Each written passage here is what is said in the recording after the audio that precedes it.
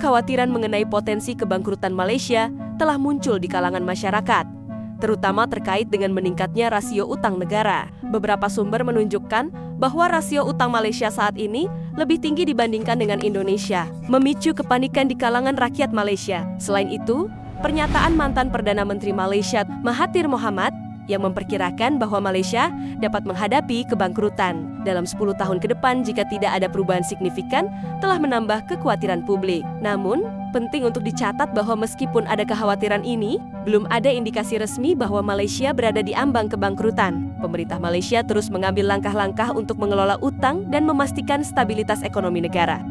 Jangan lupa subscribe, like, komen, dan share juga ya. Kalau ada yang mau dibahas lagi, tanya aja.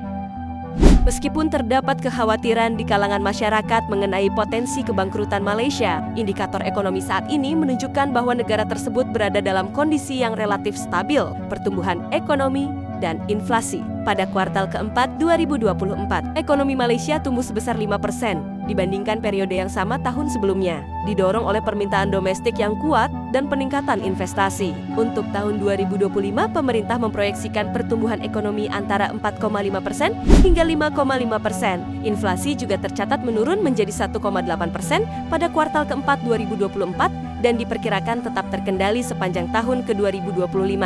Kebijakan fiskal dan reformasi subsidi. Pemerintah Malaysia berencana untuk mengurangi subsidi dan memperkenalkan pajak baru dalam anggaran 2025 guna memperbaiki kesehatan fiskal negara. Langkah-langkah ini mencakup pengenaan pajak atas barang mewah dan minuman berpemanis gula, serta penyesuaian subsidi bahan bakar untuk mengurangi defisit fiskal. Pernyataan Menteri Keuangan Malaysia, Tengku Zafrul, menegaskan bahwa kemungkinan Malaysia mengalami kebangkrutan seperti Sri Lanka sangat kecil. Beliau menyatakan bahwa indikator ekonomi Malaysia lebih kuat dibandingkan dengan negara-negara yang menghadapi krisis serupa. Kesimpulan, berdasarkan data dan pernyataan resmi, Malaysia tidak berada di ambang kebangkrutan. Pemerintah terus mengambil langkah-langkah untuk memastikan stabilitas ekonomi dan fiskal negara.